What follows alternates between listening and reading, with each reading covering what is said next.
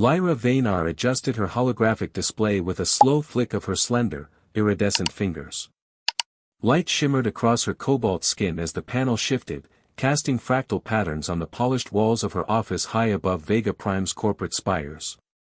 Her amber gold eyes narrowed on a single employee file that had refused to leave her thoughts for weeks. Jackson Hale, she murmured aloud, tracing the projected attendance log with the tip of one nail. Every line reinforced what her instincts had whispered: double shifts without fail, flawless metrics, almost no disciplinary marks.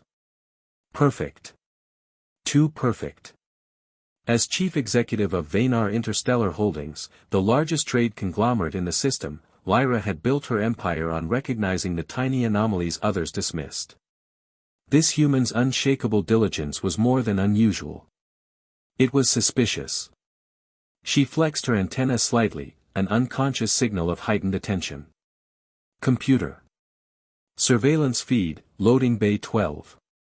The wall display shifted to reveal a broad-shouldered human in stained work coveralls, his hair damp with sweat as he loaded cargo containers with practiced precision. Jackson's strong arms moved with the ease of long repetition, his back straight, posture almost defiant. Lyra tilted her head, studying not just the man's physicality but the rhythm of his work. He did not slouch, did not glance furtively at the clock, did not pause for even the briefest stolen rest. Instead, every movement was purposeful. Almost ritual. Magnify his face, she ordered softly. The feed zoomed, revealing sharp features, a strong jaw, a nose straight as if carved by intent, and eyes, a startling ocean blue. But it wasn't his looks that held her attention. It was the exhaustion etched into his gaze, layered with something that would not break. Determination. He's hiding something, she whispered to herself. A cough behind her broke the spell. Taro Kren, her thin Arcturian assistant, cleared his throat. Madame Vaynar, the Altair delegation waits in Conference Chamber 3. Reschedule, Lyra said without glancing away. But they've crossed 2 sectors. Then they'll learn patience, she snapped, rising to her full height. Tell them an emergency board summons me. And have my transport prepared in 20 minutes. She did not wait for his reply. By the time the assistant blinked his double eyelids in confusion, she was already pulling on nondescript tunic and leggings, concealing the patterns that marked her rank. Tonight, she would move unseen. When Jackson Hale stepped out of the loading complex at precisely 1900 hours, Lyra was waiting in the shadow of a maintenance conduit. She followed at a careful distance, her natural stealth serving her well among the bustling city. The human boarded a public transport bound for the outer rings. Lyra slipped into the crowd behind him. The further the vehicle descended, the more the landscape shifted. The gleaming towers and polished sky lanes gave way to crumbling structures, narrow streets, and the stale reek of industry gone to rot. They had entered Blue's sector, Vega Prime's scar of neglect, where refugees from the Oran Wars clustered in makeshift shelters. Lyra frowned. What could a human laborer want in such a place? Jackson disembarked with a large box that hadn't been with him before. She kept to the shadows as he moved through twisting alleys until he ducked into a narrow passage. Lyra pressed herself against the cold wall and peered around the corner. What she saw hollowed the air from her lungs. From ragged shelters cobbled together out of scrap metal and cargo pallets, a dozen small Vegarian children emerged, their blue skin faded, antennae drooping with malnutrition. At the sight of Jackson, their faces lit with sudden joy. "Mr. Jackson," they cried, rushing to him. The human knelt, setting down the box. "Hey, little stars," he said softly, opening it to reveal sealed food packs, clean water, and simple medical supplies. Lyra froze, transfixed. The children's hands trembled as they reached in, but Jackson guided them patiently. One at a time. "There's enough for everyone." He knew their names. He asked about their ailments, their days, their dreams.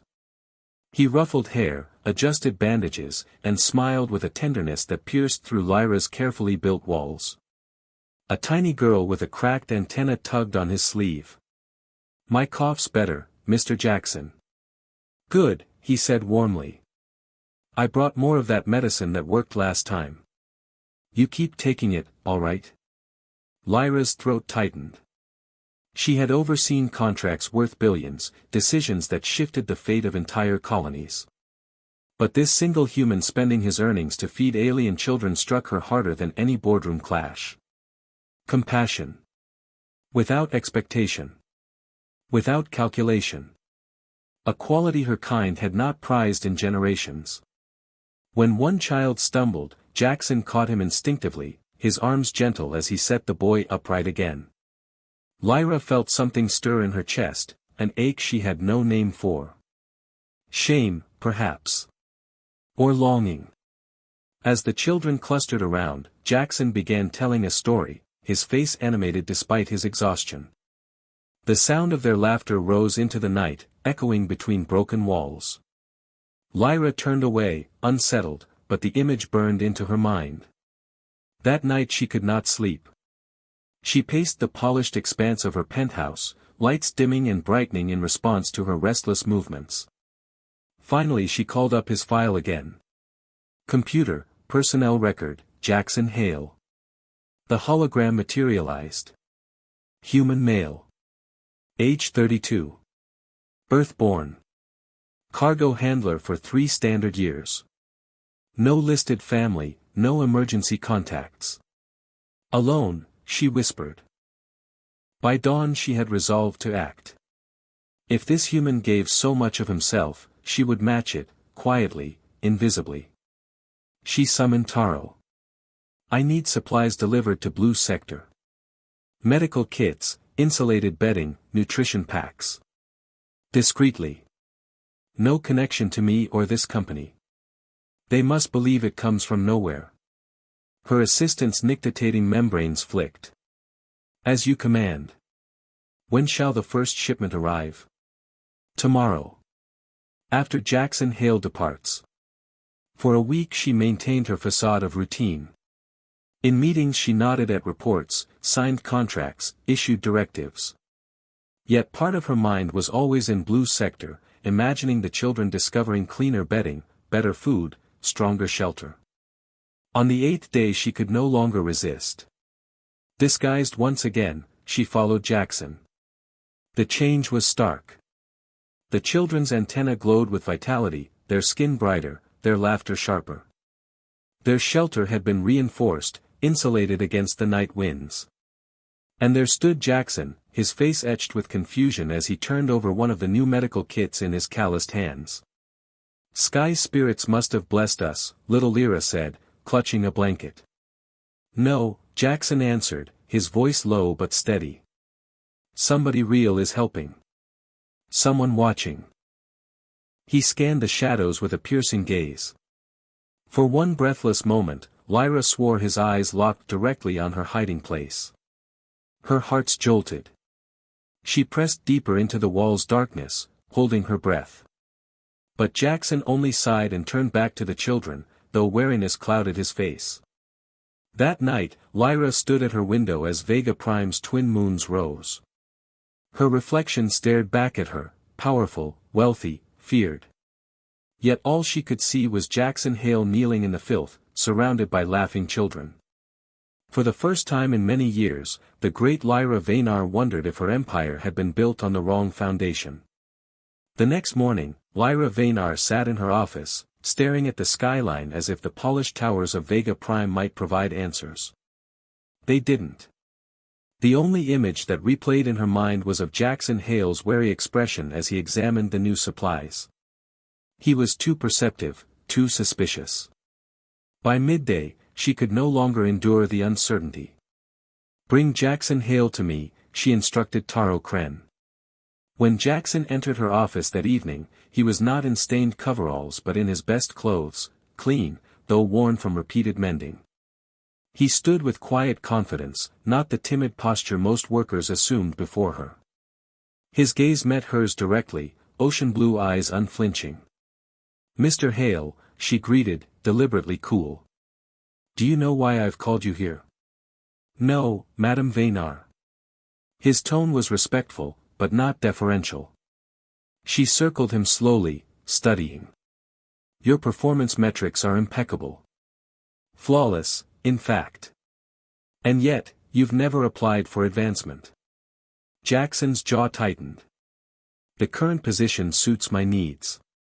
Double shifts at base pay suit your needs. They do. Her antenna flicked with skepticism. Most employees grasp for promotion. You decline it. I'm not most employees. Something in his voice stirred her curiosity further. She watched him, standing tall even as she closed the distance between them. I've authorized a 15% increase to your compensation. Retroactive to the beginning of this cycle. A flash crossed his face, not gratitude, but calculation. That's unexpected, he said evenly. Thank you. You're welcome. She moved closer, close enough to sense the subtle, distinctly human scent that clung to him. It was raw, earthy, free of the synthetic fragrances her kind favored. It tugged at instincts she had long buried. He did not retreat. He met her stare, steady and unbroken. Is there anything else you need, Madame Vaynar? His voice was calm, but his breathing had shifted, a fraction quicker. Lyra returned to her desk, dismissing him with a gesture. Not at present. You may go. When the door closed behind him, she whispered, Computer. Additional surveillance, Jackson Hale. Priority 3. That night, she watched him through remote feeds. Jackson returned to Blue's sector carrying even more supplies, his arms full of medicine and food he could not have afforded alone. Confusion marked his face as he examined the new additions that had appeared, bedding, insulation, learning tablets. Someone's watching us, he told the oldest child, his voice low but firm. Be careful what you say when I'm not here. The boy nodded, solemn as an elder. Is it bad people, Mr. Jackson? I don't think so, Jackson admitted, scanning the shadows again. But nothing comes without a price. Lyra felt an unfamiliar pang at those words. Was that how humans viewed generosity, always expecting hidden cost? For days, she increased the shipments. Better rations. Stronger shelters. Toys, even. She wanted to see how far she could go before Jackson pushed back. The answer came sooner than she expected. 2 weeks later, her security systems flagged unauthorized access to corporate archives. At 2 a.m, the surveillance feed revealed Jackson Hale inside restricted files, moving with surprising stealth, his hands quick on holographic interfaces. He was searching for her. Lyra arrived before security could detain him. Impressive, she said from the doorway, her voice sharp but tinged with intrigue. Most humans can't bypass our biometric locks. Jackson froze, then straightened, defiant. Madame Vaynar. You know this carries a minimum 5-year sentence. She approached, her robe whispering against the polished floor. Care to explain? Someone's been interfering with my kids in Blue's sector, he said evenly. I needed to know who and why. Your kids, she echoed, antenna tilting with interest. They're Vigarian orphans. Species doesn't matter. They're mine now. His voice cracked with fierce protectiveness. The raw intensity in his tone made her chest tighten. She circled him slowly, eyes tracing every detail of his defiance. And you suspected corporate involvement. The supplies weren't random. Too specific. Someone knew exactly what we needed. Someone watching us. His gaze narrowed, sharp as a blade. She stopped directly in front of him. And if I told you that someone was me? Shock flashed across his face, quickly replaced by suspicion.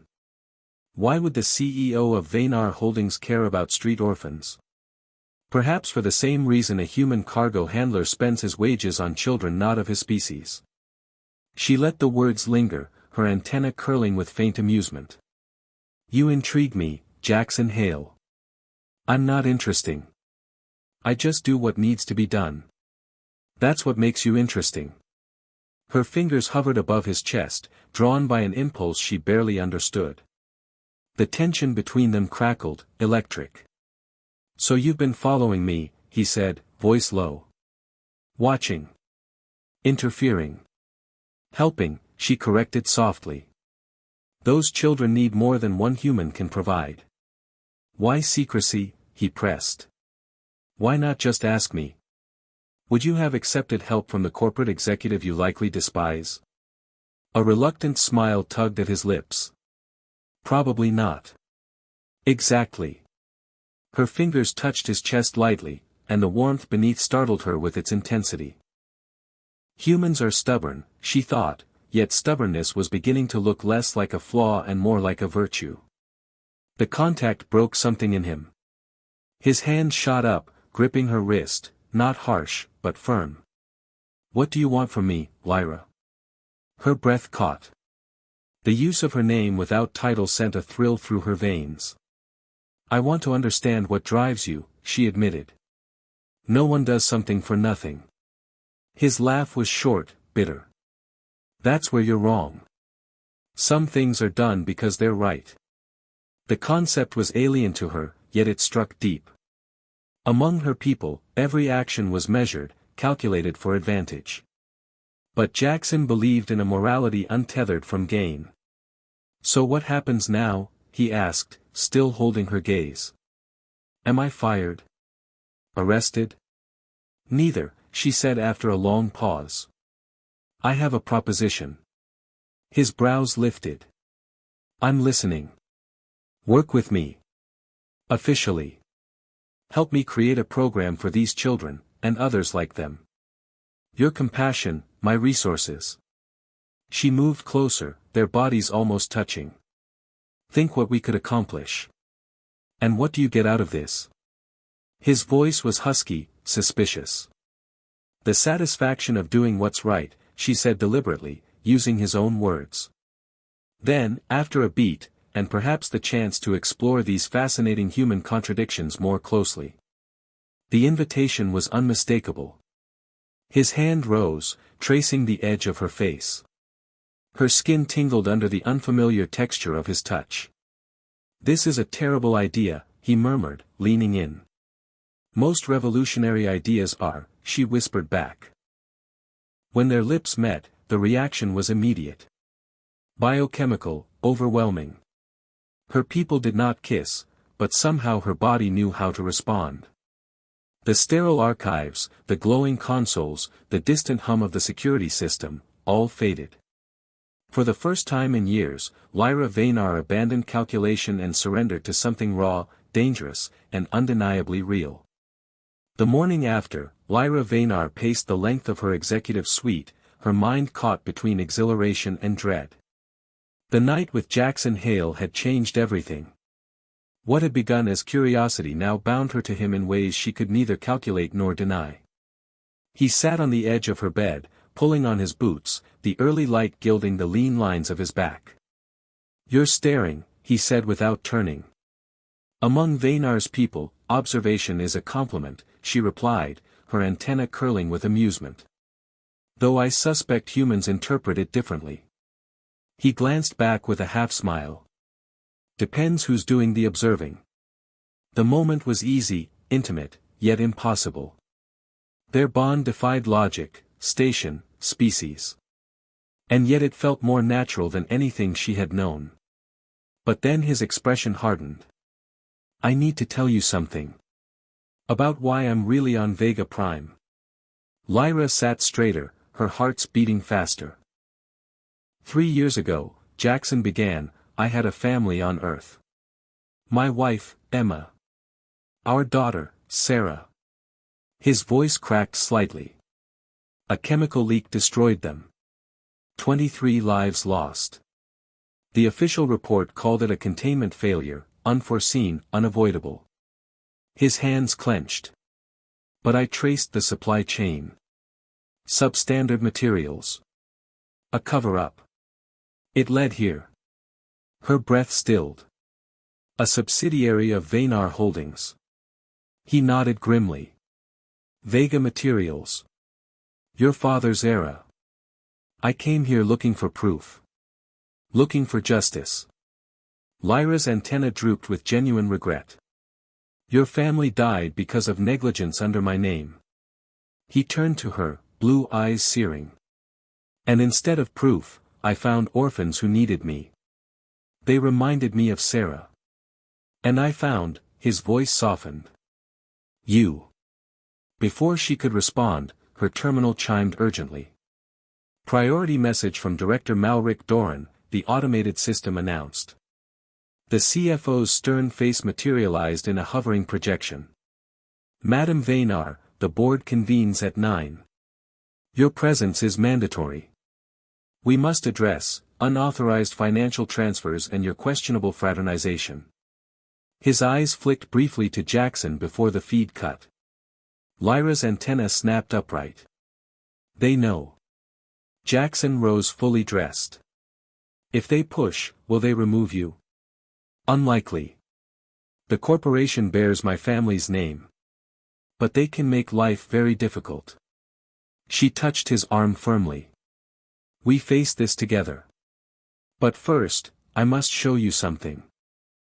30 minutes later, in her private office, she pulled secure files from hidden archives. The Vega subsidiary was indeed negligent. Profits prioritized over safety. Your family's tragedy lies at our doorstep. Jackson stared in silence, jaw tight. And worse, she continued, summoning another set of records, I discovered unusual payments linked to Blue Sector. Shell companies funneling credits to high-ranking officials. The pattern aligns with systematic child trafficking. His fists clenched. The orphans. They weren't random. No. Created deliberately. Families erased. Records destroyed. She met his eyes. And 3 board members are implicated, Doran, Cirrus Vorn, HFYxScifi. Jackson's voice was low, deadly. So the board meeting is a trap. Most likely. She touched his face gently. I cannot undo what happened to Emma and Sarah. But I can help you expose this, and end what's happening to these children. Because you've shown me something my people forgot, that some things must be done simply because they're right. His laugh was short, bitter, but warmed by a flicker of hope. You're starting to sound human. I'll take that as praise. They sealed the moment with a brief kiss, then separated, knowing the storm awaited. The boardroom gleamed with sterile wealth as Lyra entered. 7 directors sat in a semicircle, antenna twitching with judgment. Madam Vaynar, Malric Doran intoned, his dark blue skin glinting under the lights. We have concerns regarding your irregular activities. By irregularities, you mean my humanitarian efforts, she replied coolly, taking the head seat. Efforts that risk corporate reputation, Cirrus Vorn said sharply. Your father built this empire on profit. Your dalliance with a human laborer undermines that legacy. Lyra scanned them calmly, noting which faces hardened with outrage and which with fear. 3 guilty men sat before her, playing their roles. I wasn't aware my private life required board approval, she said dryly. Your actions threaten us all, HFYxScifi interjected. Better to suspend your authority until. But Lyra interrupted smoothly.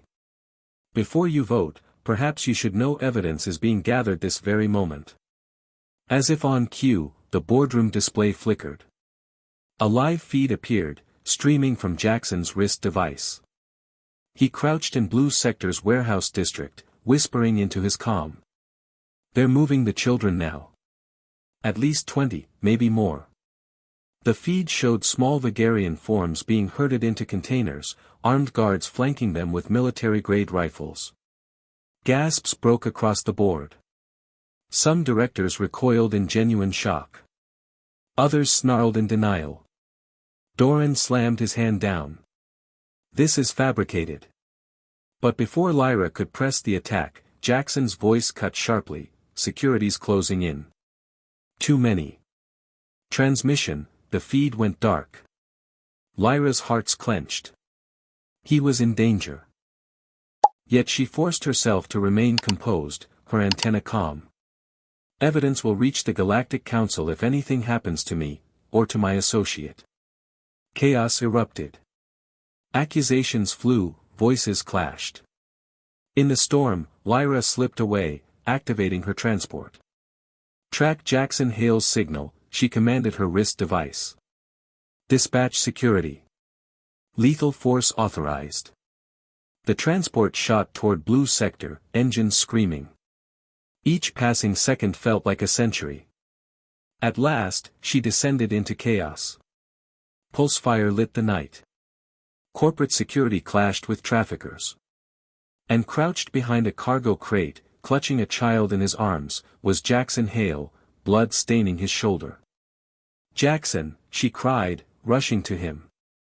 He looked up, relief blazing in his eyes. "Lyra, they were ready for us. This isn't just trafficking. It's the Orion Syndicate." Her pulse quickened. The Syndicate was the most feared criminal organization in the sector. "You're hurt. I'll live." He adjusted the whimpering child against his chest. "But there are dozens more inside. And data terminals with proof. Proof big enough to burn them all." Lyra's decision crystallized. "Then together we'll get it." His eyes met hers, fierce and unwavering. Together. They moved, side by side, toward the blazing warehouse. Pulsefire cut through the night as Lyra Vaynar and Jackson Hale ducked behind the shattered wall of the warehouse. The child he carried trembled, small antenna drooping in terror. "Stay here," Jackson told her gently. "We'll come back for you." Lyra activated her wrist device, projecting a protective energy field around the container. "She'll be safe for a time." They exchanged a quick nod, then moved together, slipping between shadows toward the warehouse's administrative wing. The firefight raged, corporate security clashing with heavily armed syndicate operatives. "The main terminal's in the northwest corner," Jackson said, his voice grim. "That's where we'll find the records." They almost reached the door when a cold voice cut through the smoke. "How disappointing, Madame Vaynar." Malric Doran emerged from the chaos, 4 guards at his back, weapons leveled.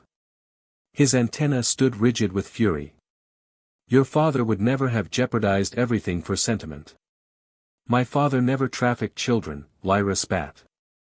Doran's mouth twisted into a predator's sneer. "He understood necessary compromises.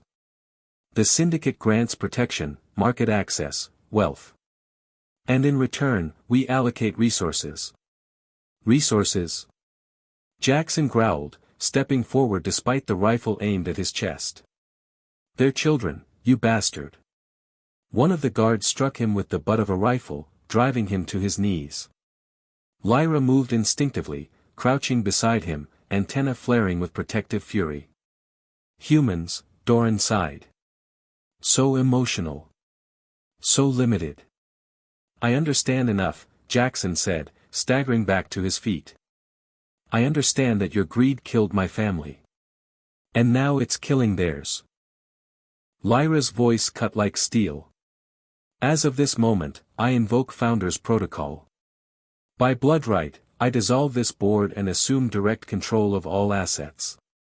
Doran's antenna twisted in alarm. "You can't.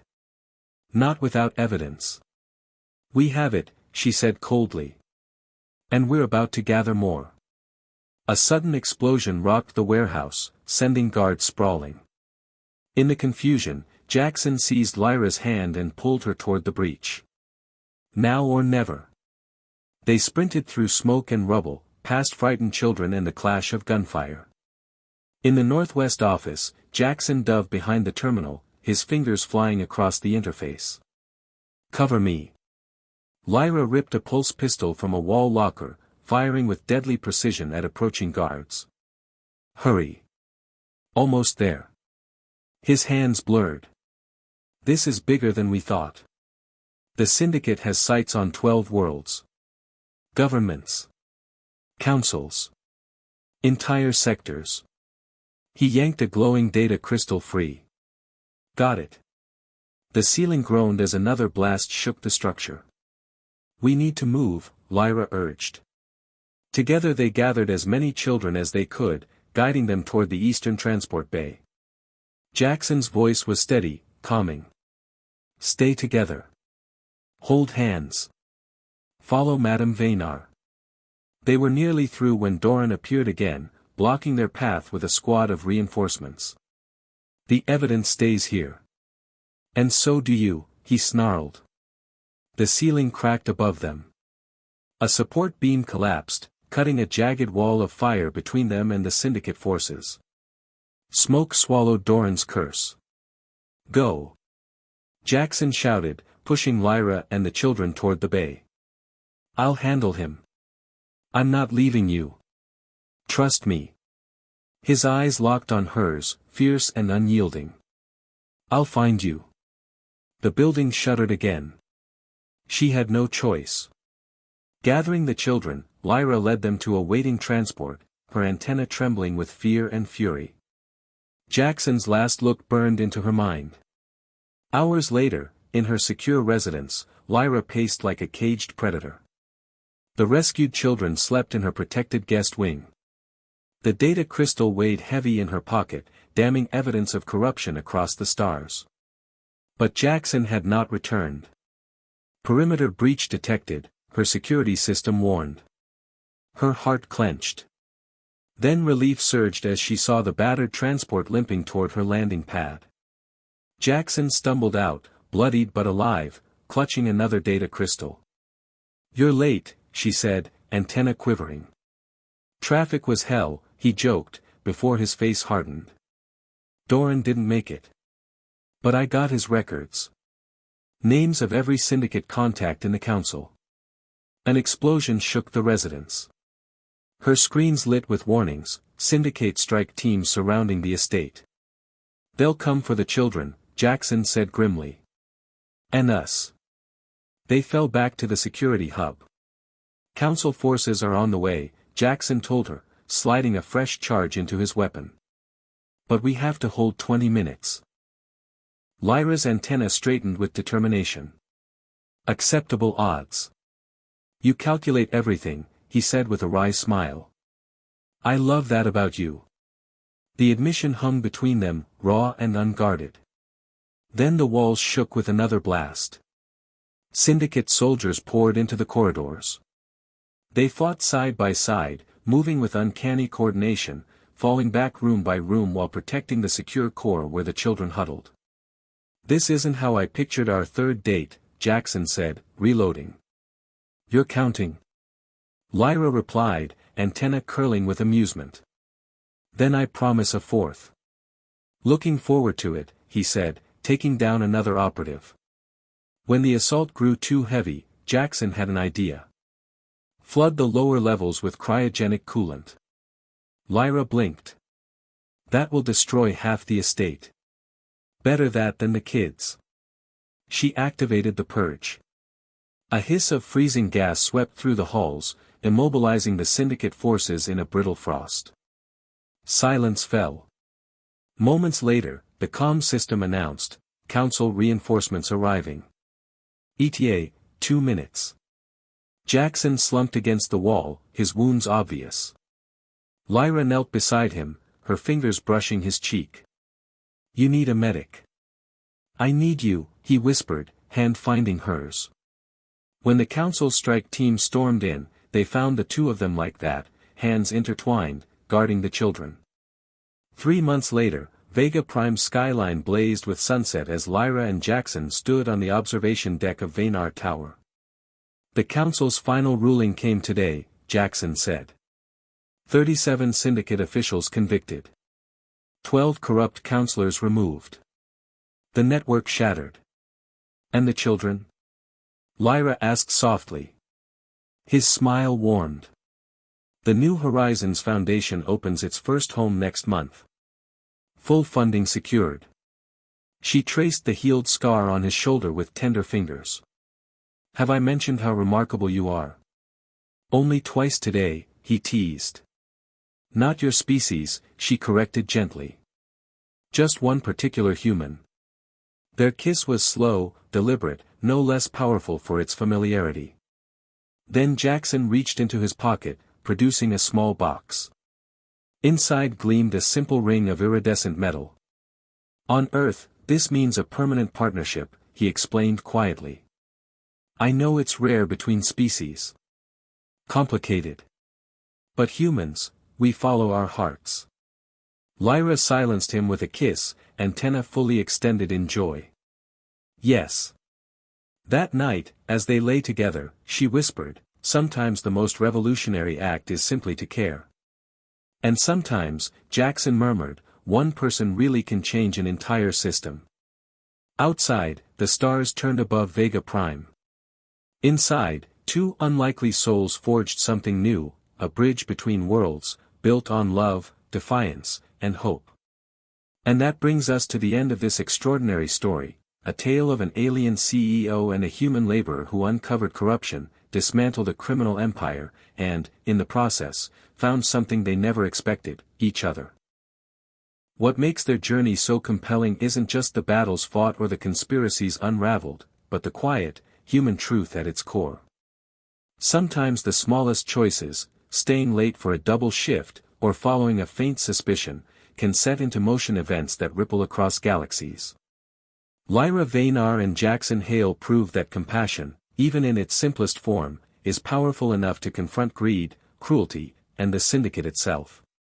And maybe that's the message worth carrying forward: we don't have to be powerful CEOs or secret rebels to make a difference. We just have to care. Because when caring becomes action, when love becomes defiance, even the darkest systems can crack. If you enjoyed this story, don't forget to subscribe to the channel, it helps us keep exploring these interstellar dramas. Give this video a like if you believe compassion is stronger than corruption. And, most importantly, share this story with someone who loves sci-fi and a good romance, because who doesn't want to see love literally save the universe? Until next time, keep looking up at the stars, because sometimes the most revolutionary stories aren't just out there in the cosmos, but inside us.